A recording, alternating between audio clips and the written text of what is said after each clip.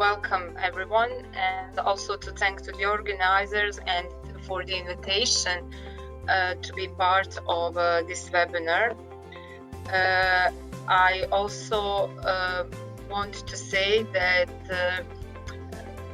I want to thank in behalf of the working group for the opportunity to present to the private sector mainly the achievement that we have accomplished through our working group in the last 2-3 years. So Directorate for Economic Planning is one of 8 institutions that are actually part of working group called Support to SDG Rollout. And we also have members from institutions from all levels of government, which are Bosnia and Herzegovina, Federation of Bosnia and Herzegovina, Republika Srpska, and Brčko district. So we also are jointly working on designing a common SDG framework in Bosnia and Herzegovina, and that means not just like the coordinating institutions, but also the institutions that are dealing with sectoral policies. It is extremely important that Agenda 2030 is domesticated in Bosnia and Herzegovina through SDG framework. I assume that you already had the opportunity to see the whole world actually is now following the model of development that has the principle of sustainability. And according to the last World Bank estimates, currently our GDP growth rate shows that it would take us 100 years to catch up the EU standard of living.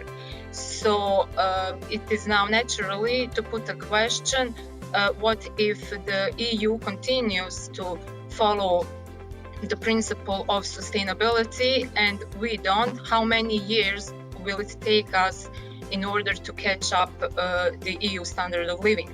So it is something that we really must do. Now, at the moment of speaking, the document is in the draft form, and it has also a joint vision. It has joint development pathways, accelerators, and drivers, along with the relevant targets and indicators. Aside that, the document also has principles, and one of the principles are also respecting the, let's say, joint common minimum between all levels of government that are important that we all need to work on in order to achieve particular SDG goal. So what are the next steps afterwards when this document is going to be hopefully adopted? Is that all levels of government that are going to develop and adopt the strategy, they will lean on this strategic framework, SDG framework.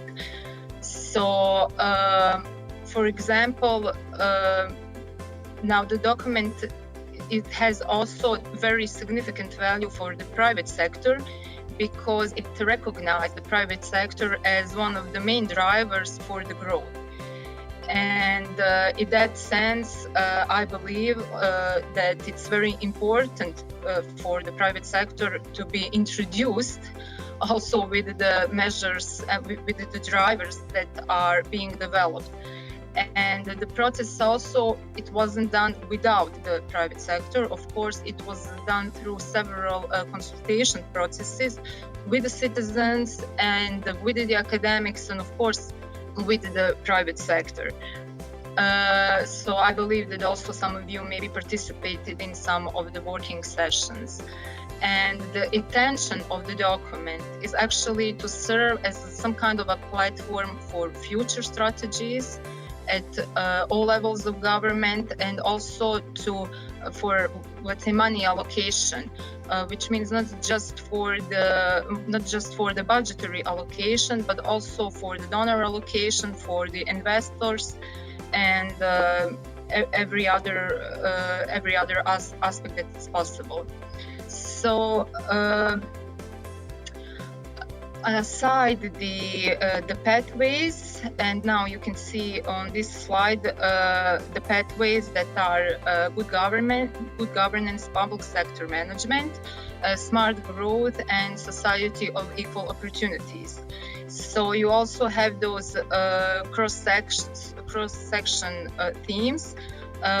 So the first one is a human capital for future, and the second one is leave no one behind.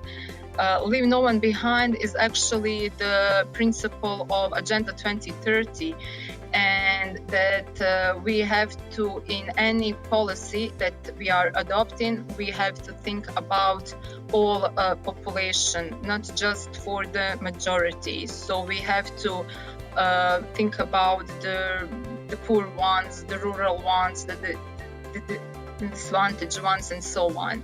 The human capital cross-section theme is something that we came up in our working group, and that the main idea behind it, that it's actually while developing this SDG framework, we were facing with a very big migration out of the country. So the idea behind it was, to recognize the human capital actually as one of the essential resources for the government development.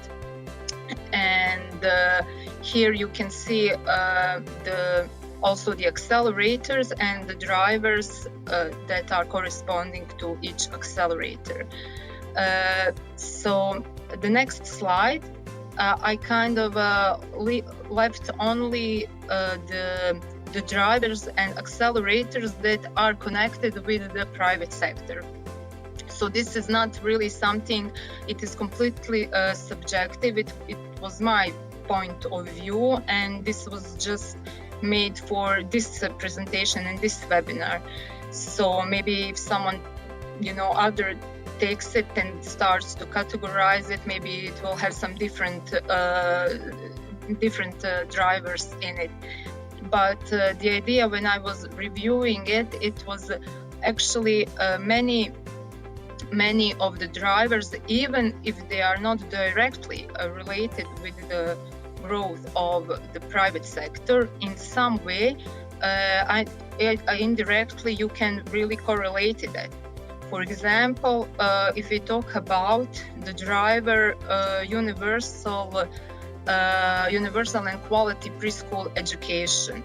So if it is something not currently in Bosnia and Herzegovina, we have activity rate much higher for male than for a female, and it is known through many researchers in worldwide. Actually, it became like a rule that giving quality preschool education and that is financially accessible to all, it raises the activity rate of women. So by that, you tend to have like more women on the labor market that are willing to work, that can maybe work for your company, contribute, and of course they can also contribute as business leaders, but also as workers. And there are also some recent researchers that show that even the companies, for example, I think it was about the IT company, that the more there is a gender balance within the company, the more there is productivity in that company. So you see in some indirect way, there is some connection with the private sector. The one that is maybe more interesting, more directly, let's say, correlated with the private sector, is the accelerator of favorable environment for entrepreneurship and innovation. So this is like, you see, directly it is mentioning the private sectors, and the driver is to achieve this accelerator is to increase investment in research and development and innovation. Now, currently, we have the situation that it is estimated. So by the official data is that 0.2%, only 0.2% of GDP is allocated to research and development, and this is accounting the private sector and the public sector.